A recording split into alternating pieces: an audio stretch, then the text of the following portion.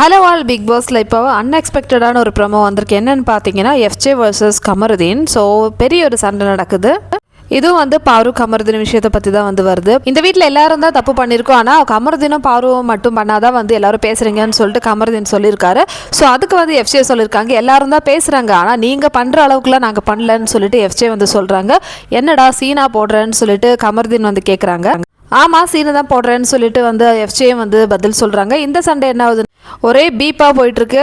எல்லாமே கெட்ட வார்த்தையாக பேசிகிட்டு இருக்காங்க. கமருதீன் அண்ட் எஃப்ஜே ரெண்டு பேருக்கும் கெட்ட வார்த்தையில் தான் ரெண்டு பேரும் சண்டை போட்டுன்னு இருக்காங்க.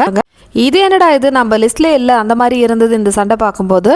ஸோ மார்னிங் ஒரு ப்ரொமோ போட்டாங்கல்ல, இந்த பெஸ்ட்டு அதை விட இது நல்லா இருக்கியா பார்க்குறதுக்கு, அந்த மாதிரி இருந்தது மக்களே. எனிவே இந்த சண்டையில் யார் சைடு சரி யார் சைடு தப்புன்னு சொல்லிட்டு நம்ம லைவில் பார்த்தா தான் தெரியும். ஸோ ப்ரமோவில் பார்க்கும்போது ரெண்டு பேரும் அடிச்சுக்கிறாங்க. இது ஒரு பெரிய பிரச்சனை ஆயிரும், ரெட் கார்டு கொடுத்துருவாங்கன்னு சொல்லிட்டுலாம் டிஸ்கஸ் பண்ணுறாங்க. நீங்கள் என்ன நினைக்கிறீங்க? ஏன்னா ரெண்டு பேரும் தானே ரெஸ்பான்சிபிள். ரெட் கார்டு கொடுக்குறதா இருந்தால் ரெண்டு பேருக்கும் சேர்த்து கொடுக்காது தான் என்னோட ஒப்பீனியன்.